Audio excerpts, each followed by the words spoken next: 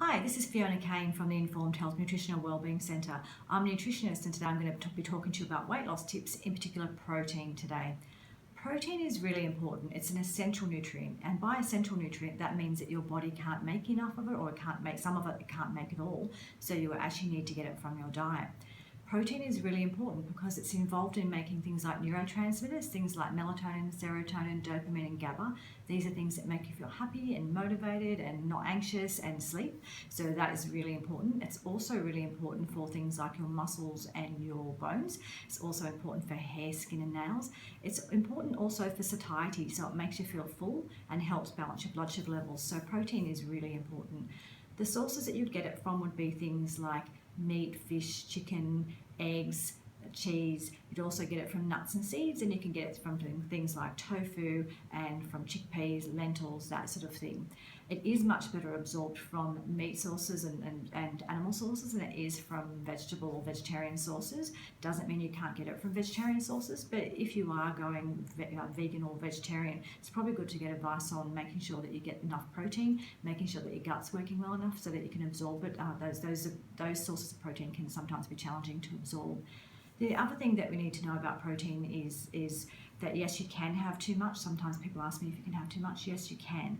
So if you have too much protein, what will happen is when you eat protein, you actually make something called glucagon, and glucagon is a hormone, and glucagon is the hormone that helps you lose weight and it helps you reduce inflammation. So glucagon is really important. But if you eat too much protein, what happens is you make insulin instead. And if you're making insulin instead of glucagon, what's happening is you're getting more inflammation and you're gaining weight.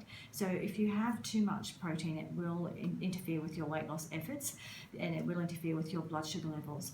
The other issue is if you sometimes people ask me if it's bad for your kidneys.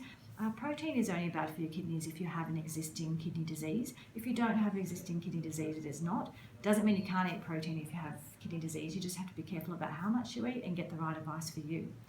The other question that I get all of the time is about protein powders. People are asking me, are protein powders worth taking? Well, that's really up to the individual, and it depends on what you need. So the first question is, do you need protein powders? And if you're having 25 to 30 grams of protein per meal, and that's 3 times a day, which is probably pretty typical for most people and healthy for most people, then you probably don't need it. Now, if you're much bigger, or if you're doing a lot of exercise or muscle building, that sort of thing, maybe you do need it, but you probably need to get advice about whether or not it's right for you and what kind to use. If you are going to buy a protein powder, I would say to you, have a look at the ingredients. It should be basically pure whey or pure rice protein or pure pea protein. If it's got a whole lot of additives and all sorts of stuff in there that you can't understand, probably stay away from it, because really your source of protein, you want it to be fairly pure and you want it to be as most food-like as possible. So that's the drill on protein. I'll talk to you again soon. Thanks. Bye.